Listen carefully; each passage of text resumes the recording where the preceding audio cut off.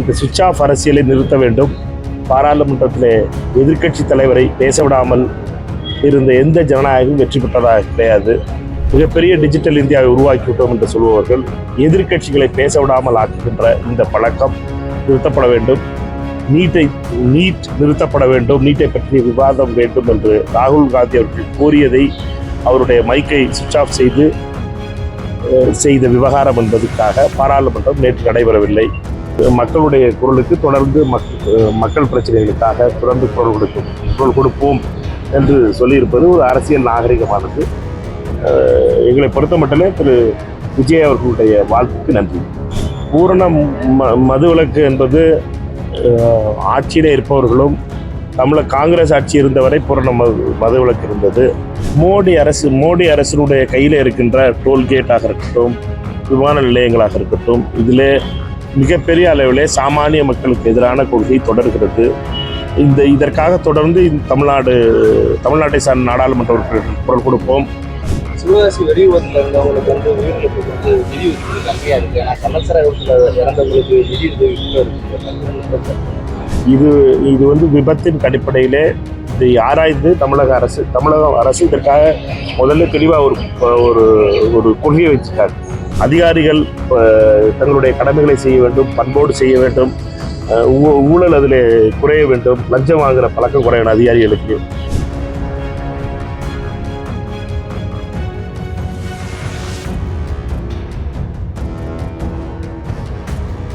Mic of செய்கின்ற பழக்கம் இருந்ததோ அதை போலவே 18வது நாடாளுமன்றத்திலும் எதிர்க்கட்சி தலைவராக ஆனதற்கு பின்னாலே ராகுல் காந்தி அவர்களை பேச விடாமல் தொடர்ந்து அதே சக்திகள் ராகுல் காந்தி அவர்களுடைய மைக்கை சுவிட்ச் ஆஃப் செய்வதில் இருக்கிறார்கள்.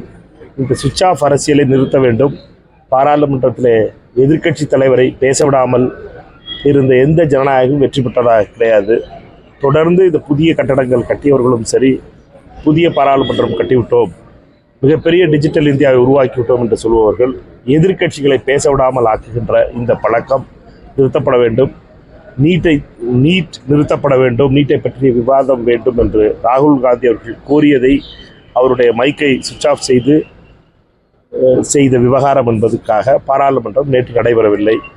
இதை தொடர்ந்து வருகின்ற திங்கட்கிழமையாவது ராகுல் காந்தி அவர்களை பேச விட வேண்டும். இப்போ ராகுல் காந்திக்கு தமிழகத்தில் விஜய் வாழ்த்து தெரிவிச்சிருக்காரு. அதனால் அரசியல் மாற்றங்கள் எதுவும் வரணும். திரு விஜய் அவர்கள் கட்சி தொடங்கி இருப்பதனாலே ராகுல் காந்தி அவர்கள் எதிர்க்கட்சி தலைவராக பொறுப்பேற்றதற்கு வாழ்த்து தெரிவித்தார். அதற்கு ராகுல் காந்தி அவர்கள் நன்றி தெரிவித்திருக்கிறார். மக்களுடைய குரலுக்கு தொடர்ந்து மக்கள் பிரச்சனைகளுக்காக தொடர்ந்து குரல் கொடுப்போம் என்று சொல்லியிருப்பது ஒரு அரசியல் நாகரிகமானது. எங்களை பொறுத்த மட்டுமே திரு விஜய் அவர்களுடைய வாழ்த்துக்கு நன்றி.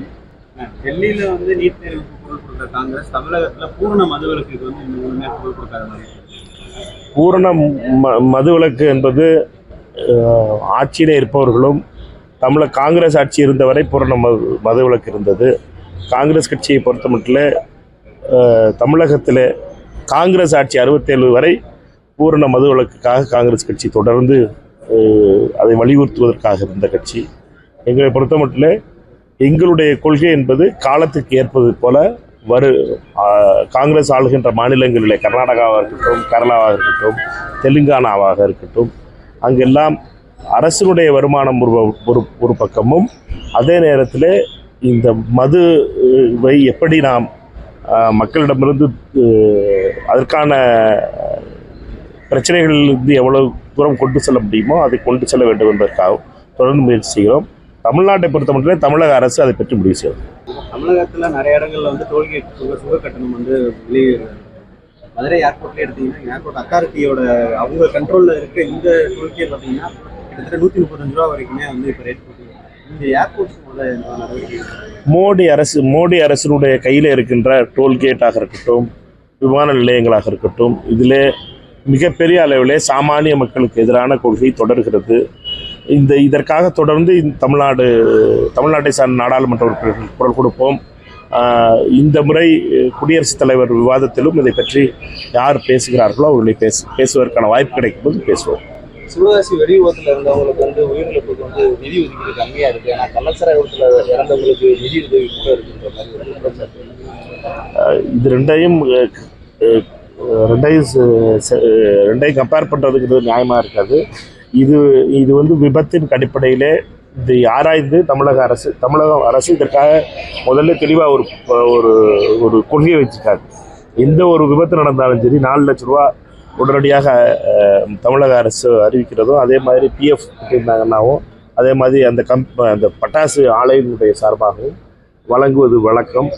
இது இந்த விபத்து என்பது மிகவும் அந்த குடும்பங்கள் இழந்திருக்கின்றன, மிக முக்கியமான விஷயம். அதனால் என்னை பொறுத்தமட்டிலே இதையும் ஒரு வித்தியாசமான ஒரு விஷயத்தையும் ஒப்பிடுவது என்பது சரியாக இருக்காது.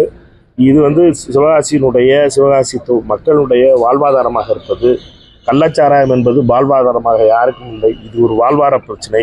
இந்த வாழ்வாதாரத்தில் எந்த ஒரு பாதிப்பும் வந்துவிடக்கூடாது. இந்த பாதுகாப்பு கூட்டப்பட வேண்டும். அதிகாரிகள் தங்களுடைய கடமைகளை செய்ய வேண்டும், பண்போடு செய்ய வேண்டும். ஊழல் அதில் குறைய வேண்டும். லஞ்சம் வாங்குகிற பழக்கம் குறையணும் அதிகாரிகளுக்கு. இதெல்லாம் ஒரு பக்கம் இருந்தாலும் தொழில் செய்பவர்களையும் அவர்களும் இந்த விபத்துக்களை தவிர்ப்பதற்கான நடவடிக்கை எடுக்கணும். இப்போ நடந்த உடனே முதல் அரெஸ்டாக போகிறது அந்த ஓனர் தான். அதனால் என்னன்னா அவர்களுக்கு இருக்க பயம்ங்கிறது தெரிஞ்ச விஷயம்தான்.